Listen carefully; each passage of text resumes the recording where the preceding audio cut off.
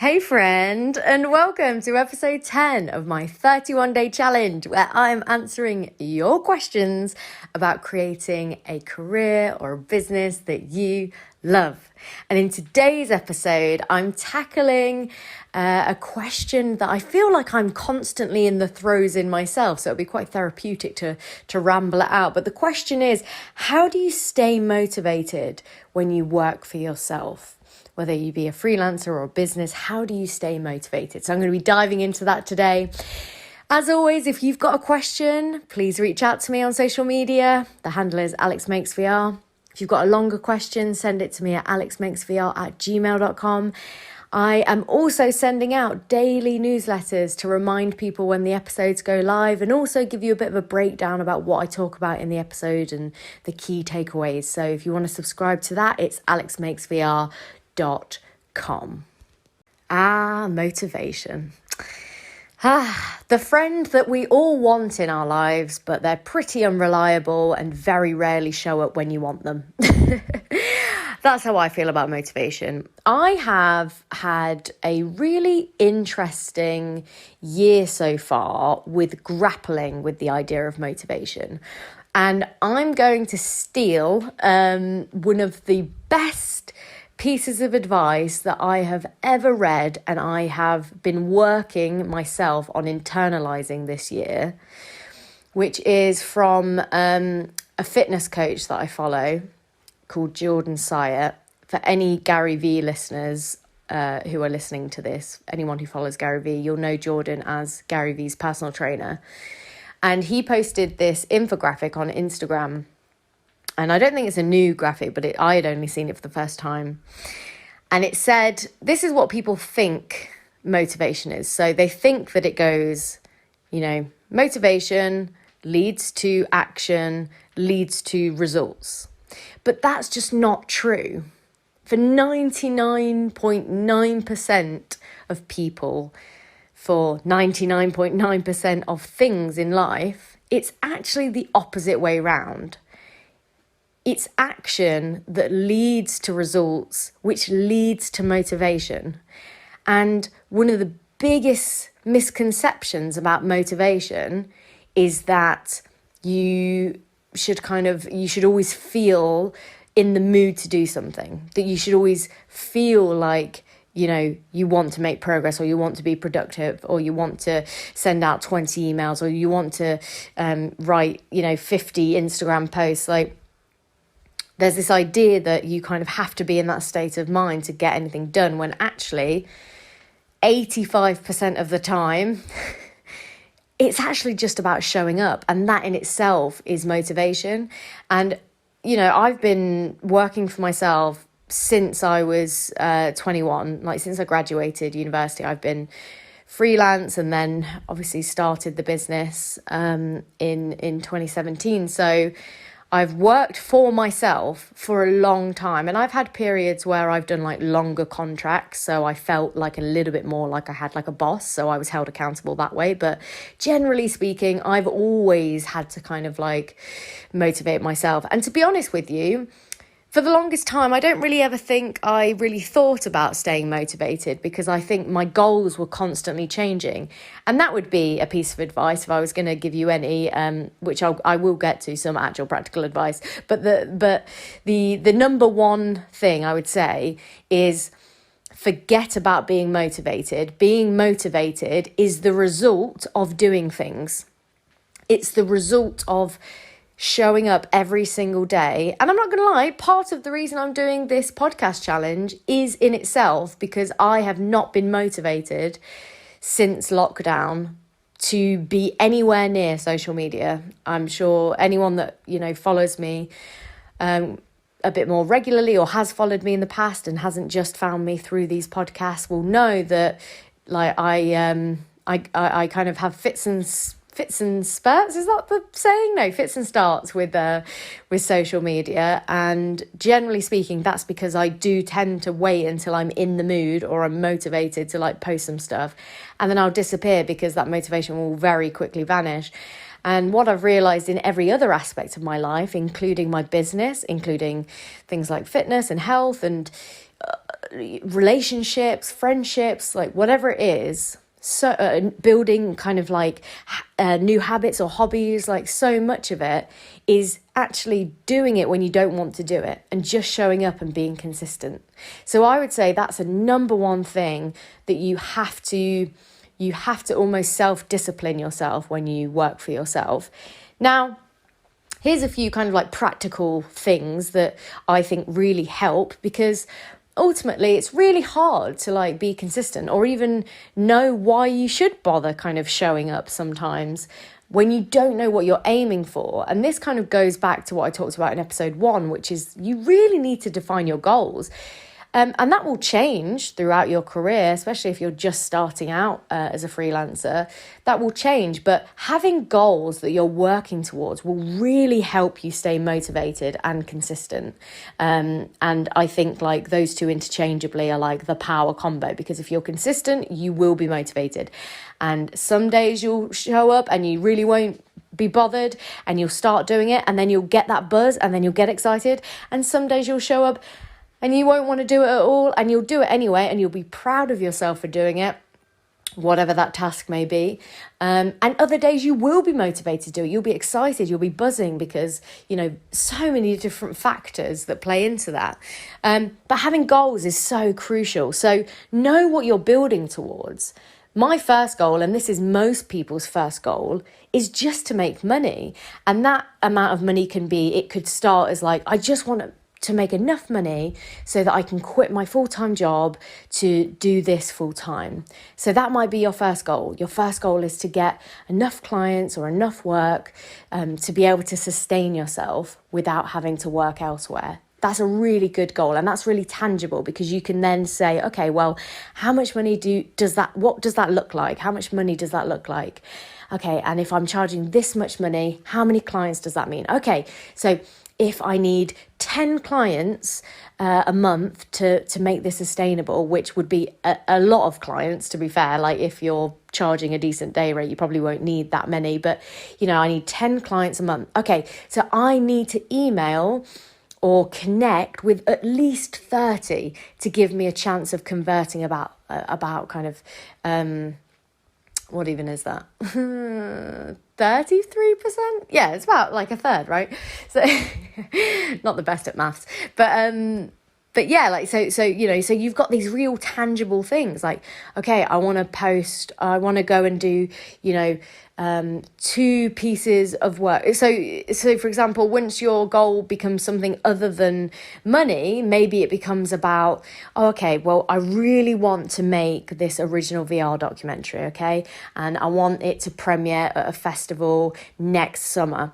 So in order to get it ready for next summer, realistically, I need it finished by kind of, I don't know, let's say like January. So, okay, so working backwards, I've got 6 months. So plan out, okay, right, well, that's what I need to do in that month. That's what I need to do in that month. Give yourself deadlines. I think the hardest part for me, and I'm absolutely awful at this, so I'm not claiming to be the world's expert in staying motivated 100% of the time. I find it really difficult to hold myself accountable to deadlines, because if I put a deadline in my calendar for something that, that I want to do, I know that I can change it because I'm the one who put it there.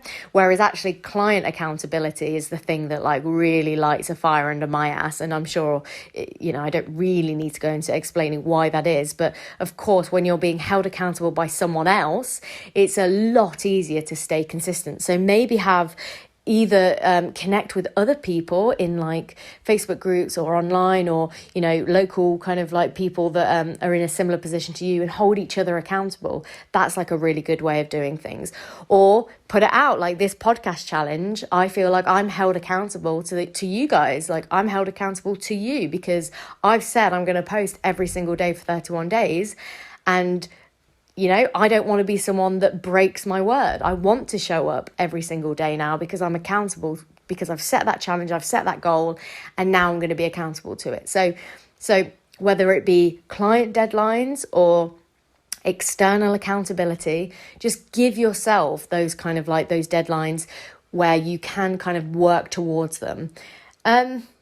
And I think the other big one I would say in terms of like staying motivated is work out, like kind of trial and error, work out what works for you. How do you like to work?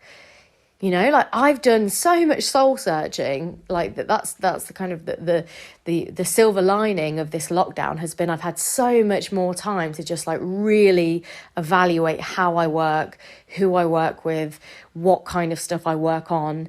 One of the biggest things for me, one of the biggest revelations has been about like what kind of routine I like that gets me in the best possible frame of mind to set up the day. So for me, that has been like the game-changing thing for me has been going on a walk first thing in the morning, putting on a business podcast or putting on like, you know, some kind of like, I don't tend to listen to like entertainment-y stuff in the morning. I only listen to either like an informative or an educational or like a fun podcast, but it's offering some kind of value. It's usually either filmmaking or business or marketing related, or sometimes like just self-development stuff. But just like getting in that headspace, going for a walk, getting out in the fresh air, even when it's raining, like, you know, grab a coffee to go, just get moving. And that for me has been massive. Like just the first half an hour of my day before I do anything, I'm getting in that frame of mind. I'm usually super inspired by the time I get home because I've like listened to these people where I'm almost like, oh yeah, they inspire me. Like, I feel like, you know, I've got these tangible kind of like bits of advice that have come from that podcast, or I just generally feel like pumped and excited because there's these people out there doing all this amazing stuff and I want to do that. I want to better my life. And so that for me has been an absolute game changer, and it completely has transformed my days. Like I used to kind of, you know, I would get up, I would check my emails first thing, or I would like, you know, I would just like slob around a little bit. I'd like wake up a little bit. I'd try various morning routines, but this one for me has been like an absolute game changer.